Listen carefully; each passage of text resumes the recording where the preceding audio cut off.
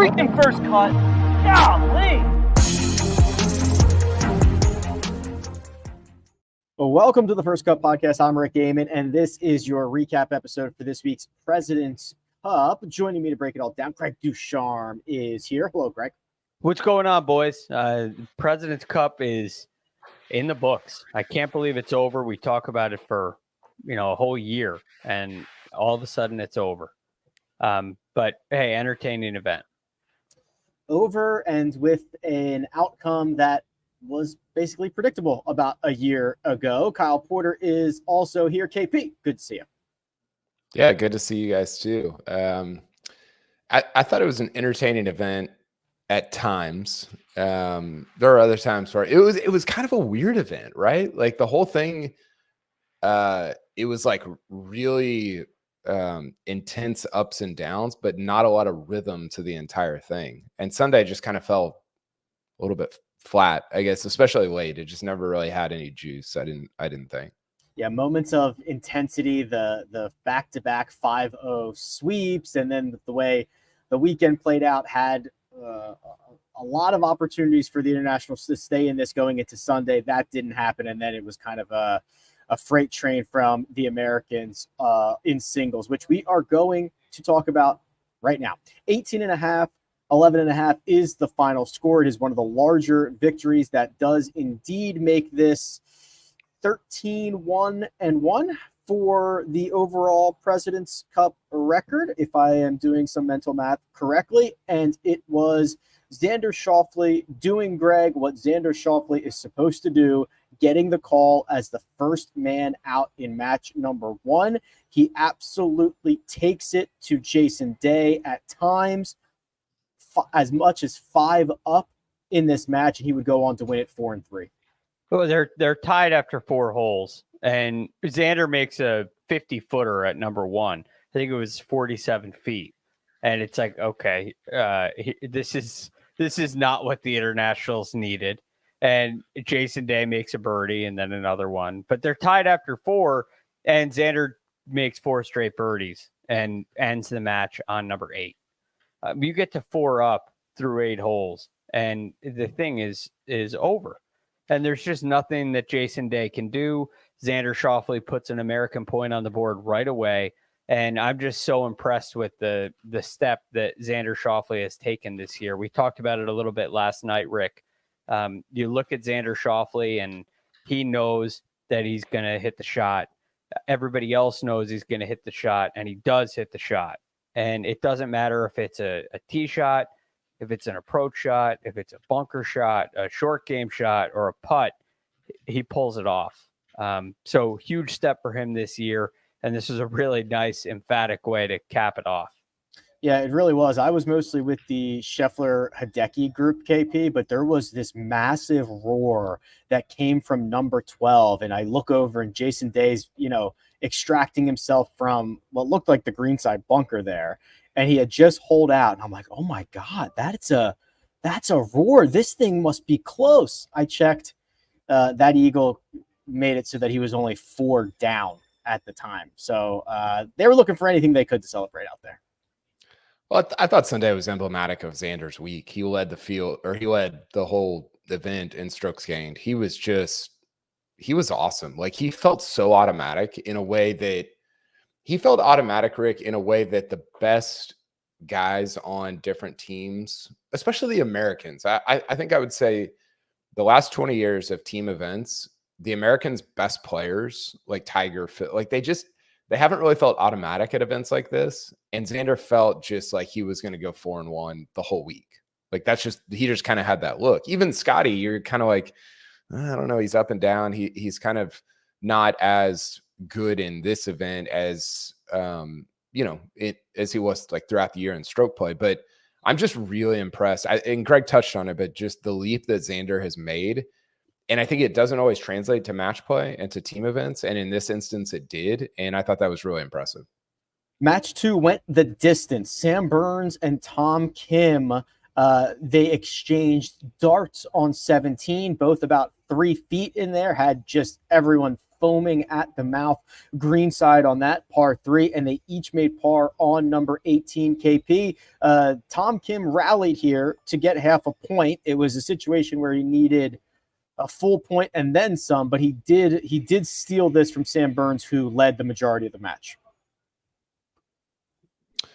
Yeah, this one was I thought, the Kims, obviously Tom and Siwoo were the focal point throughout the week, even though their team got absolutely housed. And, Burns's numbers were not great. I thought he was kind of a dog. Like, I thought he competed really, really well, which was, I don't know. Like, he's the kind of guy, and again, the numbers, we can talk about those later or right now, that they're not amazing, but Burns is, you can throw him at anybody and you're like, yeah, I'm going to go compete against that guy. And the end of this match was awesome. Like, they both hit it inside 4 feet on 17, which was sick.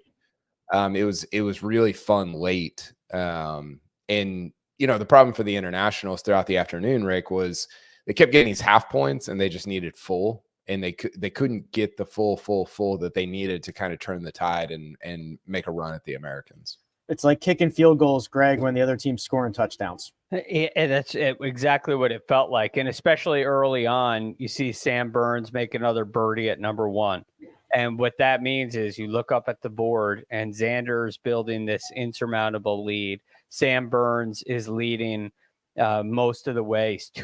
He's 2 up after 6. And although it was a great fight back from Tom Kim, and Sam Burns made some mistakes, made some bogeys that were costly, that kind of let Tom Kim back in this match.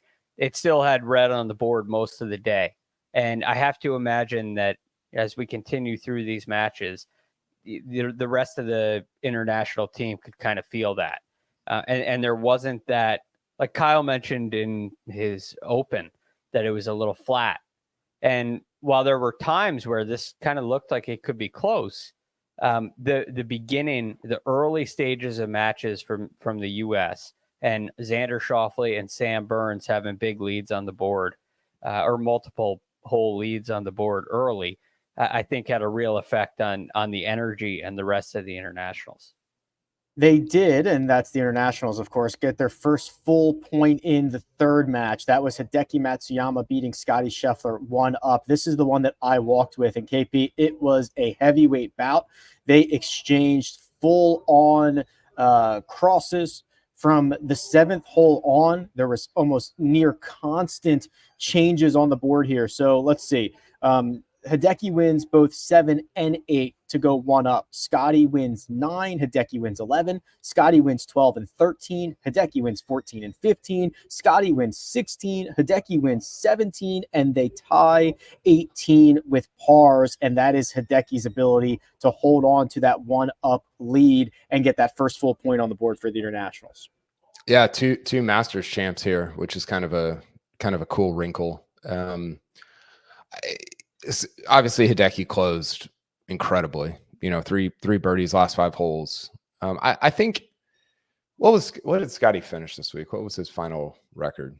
3-2. So 3-2-0. I thought it was a little disappointing from him. He wasn't, this, and some of this is relative, right? Like, you see the start, he dunks 1-on-1, birdies 2, and you're like, he's going to shoot a 63 today. No more of this team stuff. Like, he's Scottie being Scottie again. And he just, I don't know. It was, the numbers are fine, but I thought it was a little bit mediocre from by far the best player in the world, who just came off one of the, 15 best years, or one of the best seasons in the last 15 years that we've seen.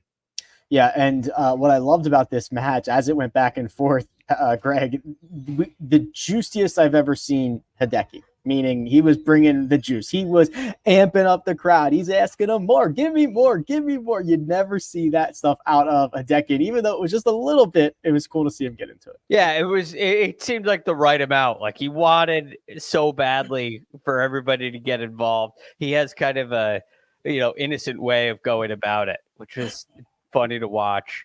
But some of the shots that he hit were just incredible. I was a little worried about Hideki playing 5 matches. When he went in the morning on Saturday morning, I was a little worried that, I figured he would play in the afternoon in the alternate shot. And I wasn't sure what kind of performance from an energy level we were going to get out of him in the singles. And he completely brought the house. So that was, he brought a lot of energy and fought really hard with Scottie Scheffler. And at this point, I know there's red on the board behind these matches, but they're tied through the first 3 matches when Hideki wins. So it was a really big point for Hideki Matsuyama. And a little bit later on, there was quite a bit of yellow on the board for a period of time. So he made things interesting. And to take down the number 1 player in the world in Sunday singles, regardless of the total score, that's absolutely a feather in the cap and a big win for Hideki. Yeah, he was awesome. And you're right. Through those 3 matches, it is all even on this Sunday. So we're going to continue this conversation, get you updates on the rest of the matches as they played out, and then kind of put a bow on this year's President's Cup. But first, we're going to take a quick break and hear a word from our partners. CBS Sports HQ, giving you college football coverage unlike anyone else. We're talking Big Ten. Pre- and post-game coverage. Are you encouraged with the way that this team responded? Along with breaking news. A lot of movement in the rankings this week. Highlights and expert analysis. That streak could be in jeopardy here. Sure. What was your main takeaway from this game? How impressive was his domination? That really changed the football game. Let's go ahead and have some more fun. Another wild ending. The chaos continues. Turn to CBS Sports HQ.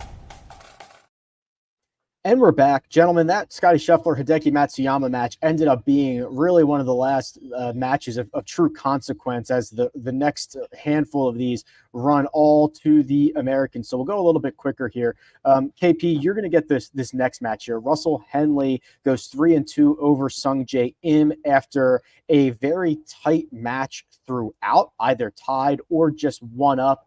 Through 12 holes, Russell was able to extend, winning 13 and 16 to close out Sungjae, and Russell Henley had himself a stellar week. Yeah, he did. I mean, we'll get to it. I think I had him for low rookie, or not low rookie, but most points for a rookie. You and Patrick did, and both got the check mark there. Yeah, he was great. He didn't need to be great on Sunday because Sungjae wasn't very good. It was a little bit of a pillow fight. Sungjae had a weird week, right? Like he bookended some really good play with 2 duds. What was it? 1 birdie on Thursday, and then I think only 2 or 3 today. And that's just not typical. That's pretty atypical for Sungjae, who makes a ton of birdies and is obviously a very good player. So Russell, I thought, was awesome. He's a little Burnsy for me. His numbers were very good. They were better than Burns. He was top 5 in strokes gained on the week. He was. I know I saw somebody. I think it was Brody Miller, maybe, for The Athletic, wrote about him being like the Scheffler whisperer and kind of being able to pair him with Scottie, which I thought was interesting, and I think will be a big talking point for the Ryder Cup next year if Russell continues to play like he is. But yeah, he had a really good week, and I just, again, he's a dog. Like you can throw him out there, and you know what you're getting from Russell Henley. Yeah, very cool to see there. The next match up was Patrick Cantlay beating Taylor Pendrith 3-1. This was a bizarre one from on site, Greg, because there must have been a scoreboard error, because when I was out there and you were talking about it, that there was a lot of yellow on the board early.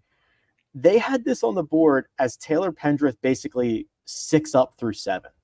And I'm like, what? He's dismantling.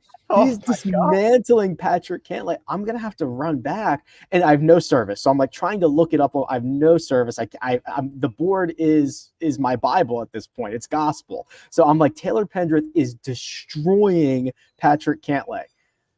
None of that was true. He never led. In fact, Taylor Pendrith never. So also, I will say this: when I finally got service on my phone, and I saw Patrick Cantlay was like 1 up or something. I was like, oh my God, he's won like 7 holes in a row to get back into this. I was still committed to thinking that Taylor Pendrith was at one point 6 up. He was not. Never did he lead. Never at all. Cantlay got the lead on number 2, held it throughout, and put another point on the board for the Americans. Yeah, again, another example of an American birdie at number 1, even though it was a half. He birdies number 2 right after it. This was a phenomenal play from Patty Ice, who gets the lead at number 2. And as you said, Rick, never looked back. Taylor Pendrith threw a lot at him. You know, he made 5 birdies on his own ball. Obviously, it's singles. Everybody's playing their own ball. But Patrick Cantlay made birdies early. And then when it came down to it late and Taylor Pendrith is making a move, Cantlay birdies 3 of his last 4 holes and just puts the thing away. I thought for the week, Patrick Cantlay was on the same level as Xander Schauffele as far as impressing me. I thought they looked like they were both going to execute the shots. They knew it. Some of the tee shots Cantlay hit on 18 were just stellar, although we didn't see it today. And then you look back at some of the data, which you, of course, you take with a grain of salt. And Patrick Cantlay is second behind only Xander for the week of the 24 players. So pretty impressive stuff out of Patrick Cantlay. I don't really know if he could have done much better. The 6th match out is where the winning point came. Obviously not necessarily in this order, but we'll just talk about this right now. And it's Keegan Bradley defeating Siwoo Kim. And this was a pretty good match. At the turn, Siwoo had the lead. He was 1 up, and then Keegan won, 10, 11, 12, and 14. He had Siwoo Dormy KP with 3 to go, 3 up with 3 to go. We saw some fight from Siwoo, who won both 16 and 17, but he missed a birdie putt on 18. And it's Keegan Bradley who gets the winning point, that winning moment, as a guy who's had a lot of conversation around recent and future team events. Yeah, I didn't get to talk to y'all on Friday or Saturday, but I just wanted to, I'm sure you guys pointed out, to say that Siwoo is just electric. He's like, I can't get enough. I can't get enough Siwoo. Siwoo, I want to say, is who Tom Kim thinks he is. Like, that's who Siwoo actually is. Correct. Yeah, to me, Rick, this match actually sort of epitomized what I was talking about earlier, where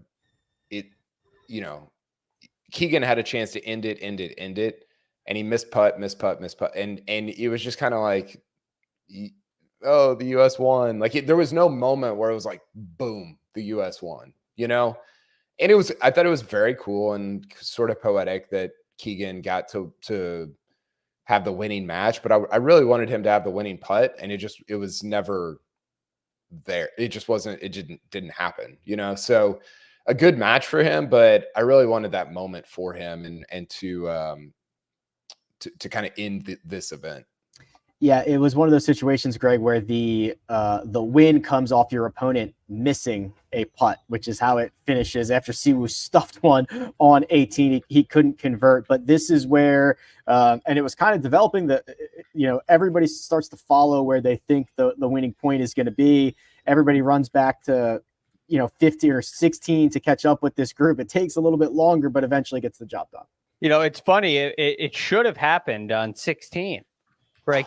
But if Keegan makes the putt on 16, he doesn't get the winning point because he would have closed the match before Cantlay. Right. And Cantlay would have had the winning point, which also wasn't a hold putt. So there just wasn't really that moment. It just didn't exist. But it's really cool for Keegan to get that final clinching point. I also think. Sorry. Go ahead. I also think it's funny that they have enough points. It's over, right? Like we know that these matches that are dormy can only be half points. They are at 15 and a half. Yet when it actually happens, it's already been clinched. It's over. You don't need to play this out anymore. But whoever just happens to be in that spot gets credit for it somehow. Yeah, it's a very funny thing, which was evident today. Because like I said, what's the difference here? Like it's just a matter of timing. If Cantlay was playing a little quicker, I'm just teasing, but he might have finished that off before, and then Keegan could have made it on 16. But anyway, I was so impressed with Keegan this week. He, as expected, brought the energy. He's so locked in, so focused, so into the event, which is really cool to see, and very clearly still has the game for it. So I love the intensity he brought. Sorry, Greg. He was 6th in total strokes gained. Now, a lot of those came with his putter and kind of around the green. So, that's maybe not what you would expect from Keegan, but yeah, it was. You can tell it just is very meaningful. I was a little concerned. He said after the event that we're just going to copy what Jim Furyk did here in Royal Montreal, and I was like, please do not do that. I'm in on some of that. A lot of it, I don't know. Europe will destroy you. Is some of that being nice? Yes, sure. I hope. Yes, yeah. Yeah, I think there's some of that too. Yeah. Well, I hope not. We can run through these fairly quickly here. So Corey Connors gets a 5-3 decisive victory, Greg, over Tony Finau. Just absolutely whoops him. So a second point for Corey Connors, and I kind of just wonder what Finau's identity is in these types of events. Yeah, I think that's a fair point. He doesn't really fit in with like the Morikawa Henley style, where you're just a foursomes machine. Make a whole lot of putts, but at the same time, you're extremely valuable and you should be on the team because you make a ton of birdies and you're a great player. So Finau just struggled in that stretch 5, 6, and 7 where he made some bogeys. He hit some wayward shots, hit some 3 putts. This one just kind of got away from him, and he didn't play great. And Corey Connors just decided to start making birdies a little later than we'd like. So it was a good win for Corey Connors. Unfortunately, it was too late, and the event's already over at this point. It is indeed. They're passing the President's Cup around right now. It looks really light. They look like they're just either these guys are really strong or that trophy is very light, but they are. I know which one it is. It's light? Yes. Have you felt? No, but I've seen the guys. Oh, you just know they're not very strong. Exactly. It's not a cup. It's not, has nothing to do with having held the cup. Yeah, Brian Harman got it up there pretty quickly. Up in the air. Yeah. I was next to it Friday. I took a picture with it. I was going to pick it up. I thought somebody would yell at me. Is that like a no? Well, I don't know. I was at an event where the Ryder Cup, like the actual cup was, and I was like, I don't think I should touch it. I don't mind like the bad juju. I just mean like they're not gonna throw me in prison, are they? Well, that was my issue. I don't. Okay. I'm same thing. I was just like, I don't like. Am I gonna? Is there like a bodyguard that's gonna come out of nowhere and right? Or is it a trap door? Right. Trap door is what I was worried about. It's like a port key, like Harry Potter. Wyndham Clark and Minwoo Lee played to a tie, KP. It went kind of back and forth late. Lots of ties, then Wyndham Clark won up a couple of times, but Minwoo birdied 18 to tie that match. Minwoo played. That was just the second session that he played after sitting from Thursday. So finally gets back out there and gets a half a point for the internationals. Yeah, two guys who kind of had rough weeks in different ways, right? Minwoo didn't. There was one point where Dan Hicks, somebody said, let him cook, and Dan Hicks goes, let him play. Yeah, we gotta start with just getting him on the field of play first. Which was very funny. Wyndham was, I don't know if people were following, but he was in Ben On's Instagram mention. I don't know. There was just a lot of weird stuff going on there. Yeah, this match, it was just over at this point, so it didn't really have a ton of meaning. I thought my takeaway from the match was just that it was kind of a bummer of a week for both of those guys. Yeah, and speaking of Ben On, he in the very next match gets a half a point against Sahith Theegala. And Greg, I think before the week started, we would have said that these two, if they won 3 points, wouldn't be surprised. If they went over, we wouldn't be surprised. It ended up being that Sahith got 1.5, and Ben On also got 1.5. Yeah, 1-1-1 for all of them, for both of them. This was a very well-played match, too. Theegala had a really nice comeback. He got himself down in the middle of that front nine. He also birdied the first hole, by the way. It seems like the Americans just own that. Made a couple of putts that we got to see on the coverage.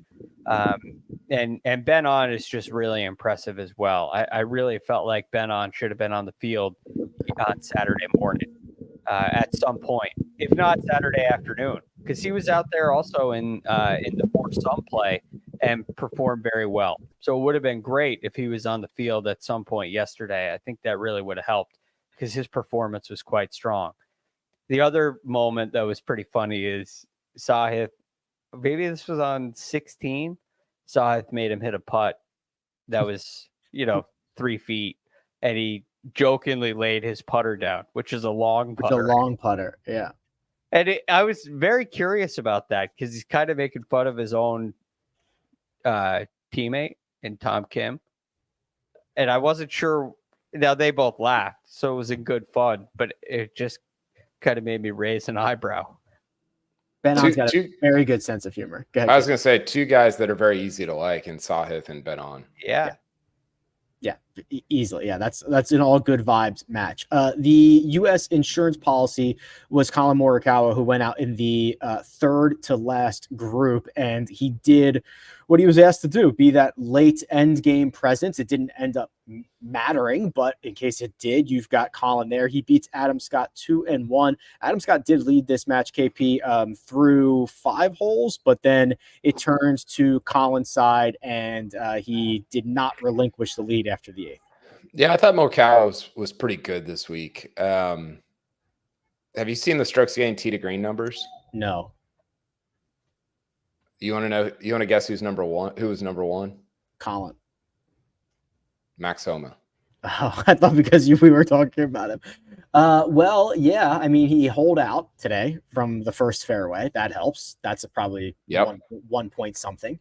But every time I saw Max, which obviously wasn't a lot, I thought he looked like he was playing better golf. Yeah. So Max was 1, Cantlay 2, Xander 3, and then Morikawa 4. Now, Cantlay, Xander, and Morikawa all played 5 matches. So there's more, I think there's less noise in that, right? Because Homa only played, 3? I think he went 1 and 2 or 2 and 1.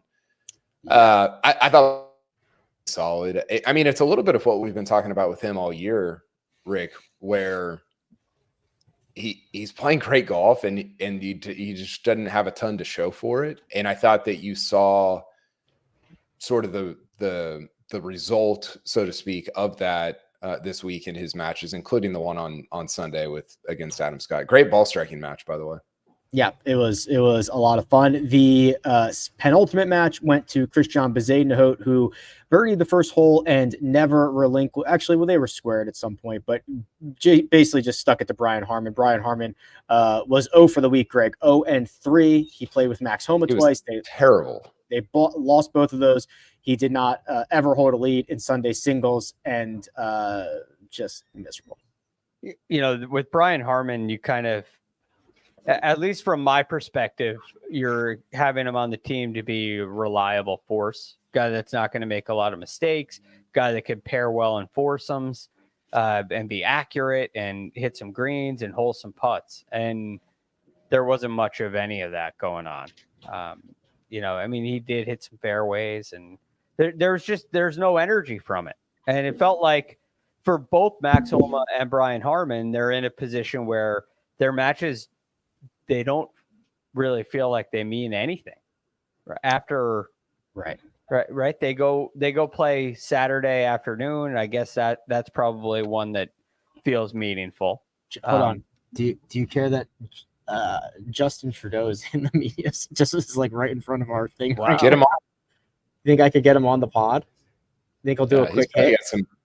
He's probably got some Wyndham takes. A whole posse just walked in. I guess that's what happens when you're a leader of the world. For Yeah. sure. That was weird. That was How about bizarre. Sorry, Greg. Didn't mean to cut you off there, but just to get you into the Max Homa stuff here. Max Homa goes 2-1 to beat Mackenzie Hughes. So Homa and Harmon were the two guys at the bottom that we were questioning whether they should be on this team. They went 1-5-0. Is that right? Yeah. Well, they lost 2 foursomes matches. They lost a singles match. So they had 3 losses. Well, I guess if you combine their record, if you give them 1 each. Yeah. But anyway, they lost both their foursome matches, and then Homa wins singles, Harmon loses singles. You were very clearly able to hide them. It felt like they were being hidden, and it felt like they played like they were being hidden. At least Brian Harmon. Homa, I actually think played a lot better than I expected. Wasn't in position to really make any noise. Yeah, so I'll reiterate that, KP. I mean, it's just he got stuck with Brian Homa goes out with Brian Harmon in what I think are just not a very good format for them. But and also it did feel like none of those matches at the time mattered all that much. They both go out last and second to last in Sunday singles. From the very little that I saw of Max Homa, it looked and felt better. The numbers seem to bear that out as well. Are we kind of maybe getting to a slightly bullish turning point for him?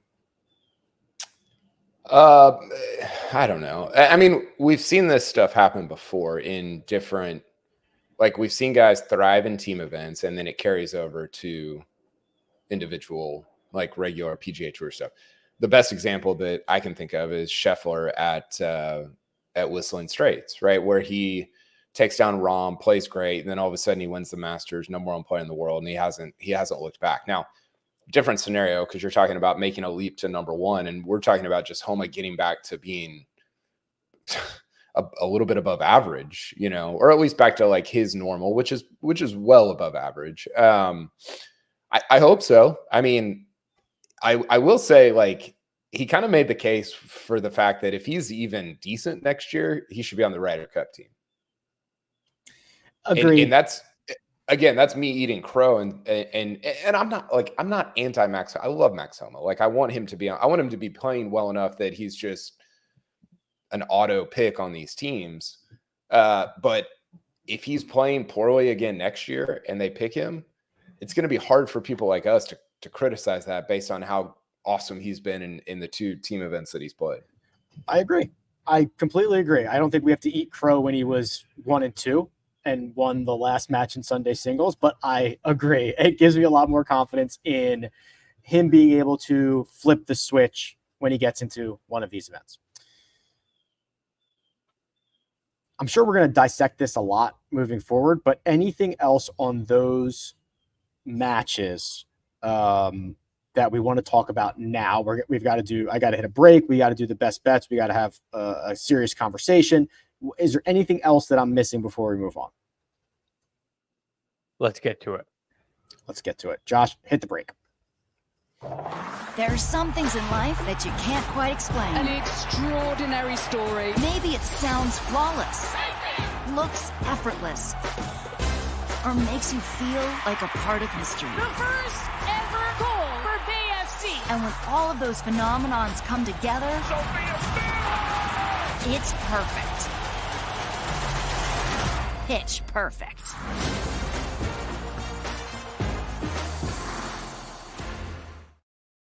And we're back. So let's recap the bets, which, because there were so many ties at the top and everything, this went fairly well for us between the U.S. point scores, the international point scores, the prop wagers. There's just one little thing that wiped us on some of these other bets. But just to recap here, Xander Schauffele, Colin Morikawa, and Xander Schauffele, again, that's Patrick, mine, and Kyle's top U.S. point scorer, all are going to split this. So the final number was it 4 points? Yes. Yeah. 4 points. Yes. Burns gets 3.5. Henley gets 3. Scheffler gets 3. International point scorers, again, you're looking at, let's see, Hideki gets 2. I mean, a ton of guys got 2 on that team. So Cash, Adam Scott, Hideki Matsuyama, Taylor Pendrith even, thanks to that unbelievable amount of opportunity that he got. And then Greg cashes on Cantlay to be top point scorer. Patrick and Kyle both get top U.S. rookie in Russell Henley. It was quite the day for us on the grid, quite the week. Yeah, and if Mackenzie Hughes could have beaten Max Homa in that last match, it would have even looked a whole lot better. Oh yes, that would have given Hughes the full point there Hughes too.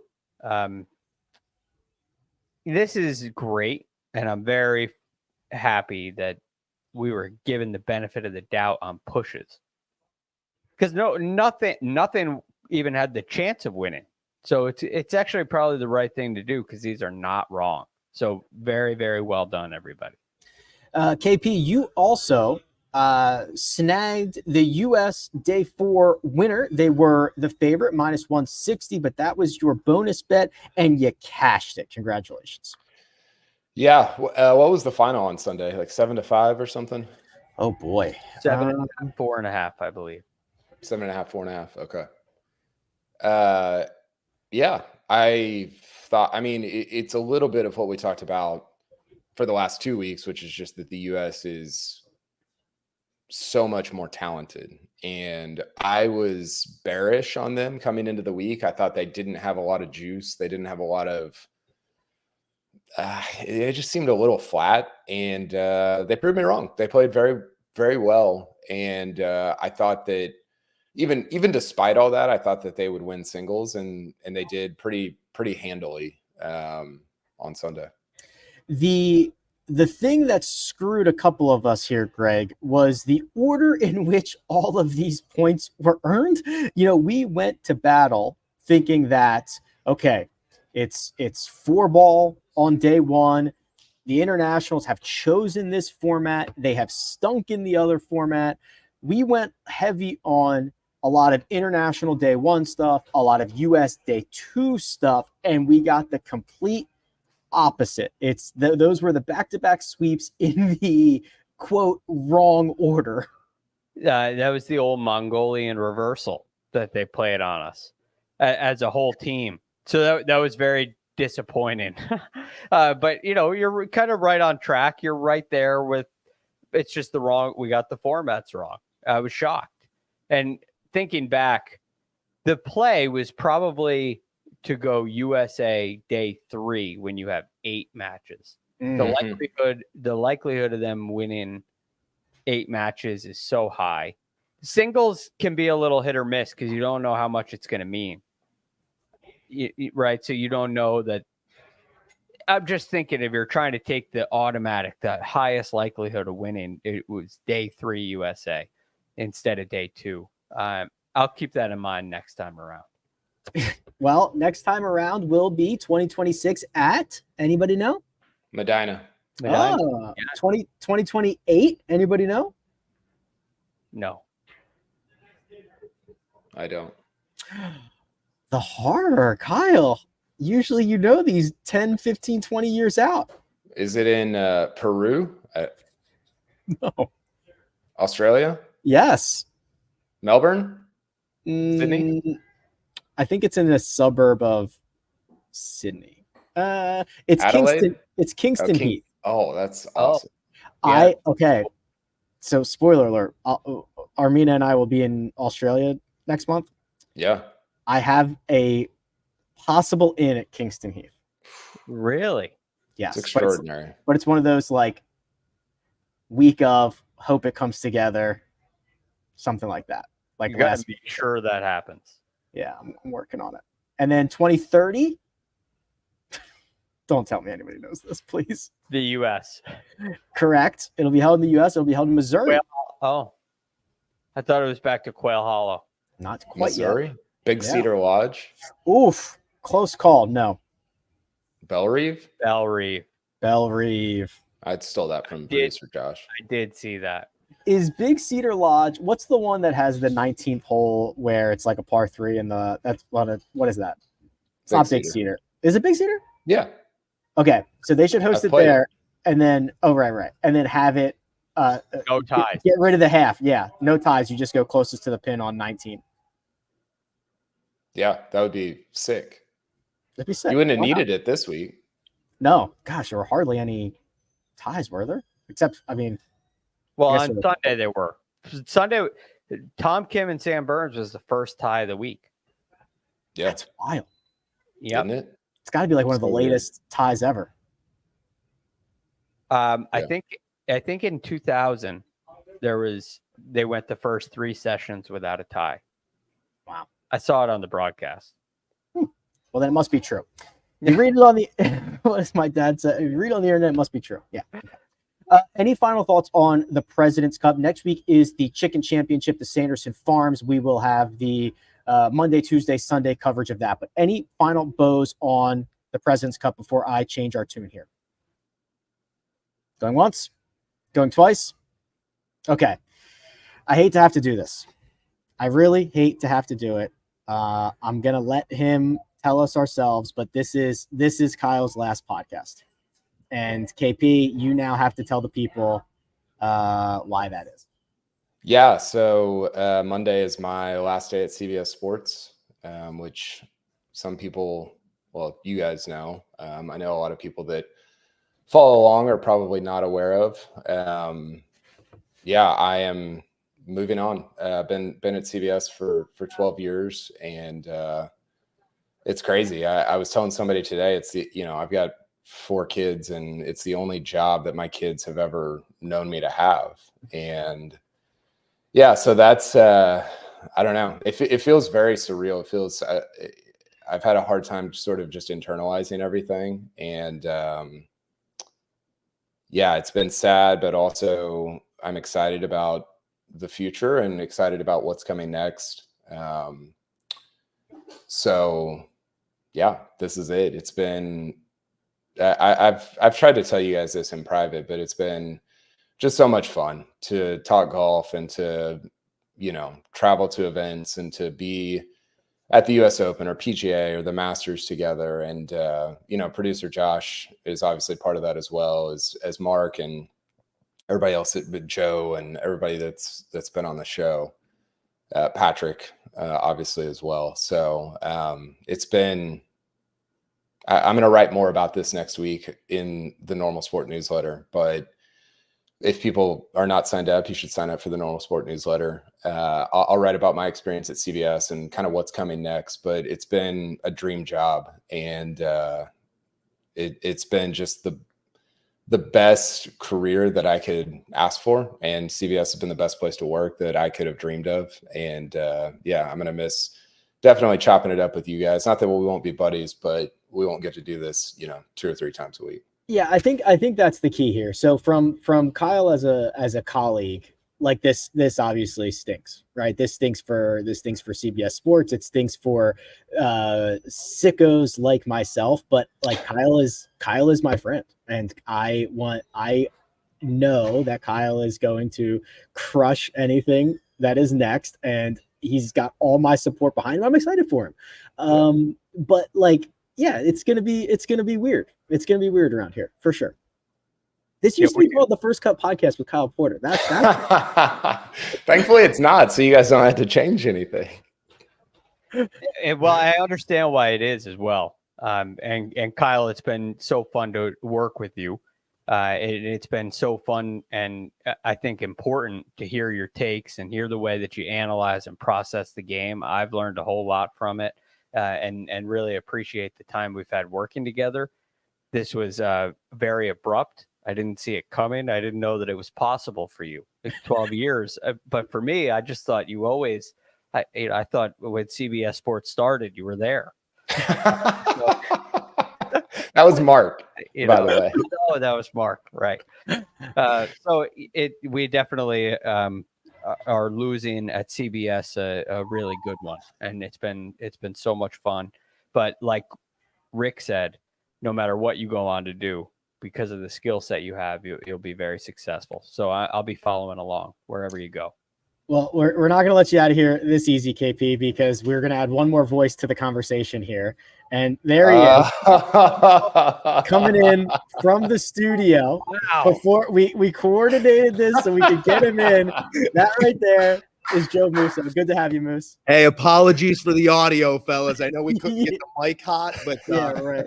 I had to stop by as well and give a hearty salute to our guy KP, who has meant, I know, so much to this show that I enjoyed far more as not far more, but that I enjoyed before even being a small part of it or offering comments in the comment section. So I think echoing what the guys have said, you're going to be so dearly missed, KP. And I know we've spoken offline and those things, again, 10 times over, of how proud I am to have spent some time on air with you and how much I do appreciate what you gave us on air, what you gave me off air, and just the person that you've been to me. And I'm so excited for that friendship to continue. I'm bummed to my core that the professional side of it will not continue in this capacity, but I love you, man. And I wanted to pop in here to tell you that. And like these guys said, I'm so excited for you to take your thing and go and go fast and go far. And I really, really, really want you to promise one thing, and that is when we are at majors together, we do at least one car ride to and from, because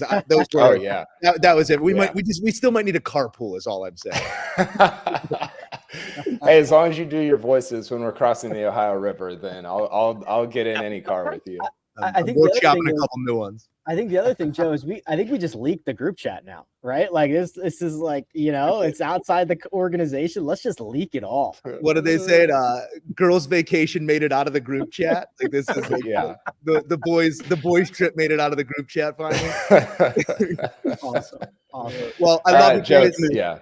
I got to get back to it here, and all the best to you, KP. I will talk to you in 30 minutes. Thanks, Joe. Love you too, man. Appreciate it. Take care, Joe. All right. Well, sad that it's happening, but excited for you, KP. It is. I can't wait to see what you have to write. It's going to be an instant open and instant read. anormalsport.com. If you're not following Kyle on Twitter, I can't imagine you even like golf. So go ahead and do that right now. And make sure you're signed up for the newsletter, because I'm sure it's going to be one that we want to read and we want to learn more about. I think I'm just going to end it there. I don't think I've got anything else. Good to go? It's you, KP. Kyle Porter, we'll miss you. We will see you soon. We'll talk to you soon. Big thanks to producer Joshua, who's doing all the hard work behind the scenes. Greg DuCharme is available at The Real GFD. Go sign up for Kyle's newsletter. Go get him on Twitter. And this has been The First Cut. We'll catch you next time.